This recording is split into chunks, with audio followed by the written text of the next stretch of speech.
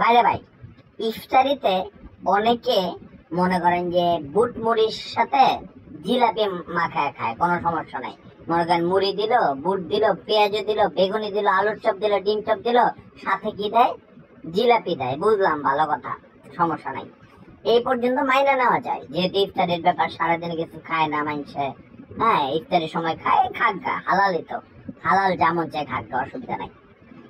কিন্তু বাইরে ভাই, আমি বুঝি না মাইনসে দুনিয়াতে এক ধরনের আজব টাইপের মানুষ আছে। ওরা কি করে জানেন? ভাতের সাথে চানাচুর মিশায় খায়। ভাতের সাথে চানাচুর মিশায় খায় রে ভাই, ভাতের সাথে চানাচুর মিশায় খায়। ভাত চানাচুর কেমনে কেমনে? রি রি রি রি রি রি রি রি রি রি রা রা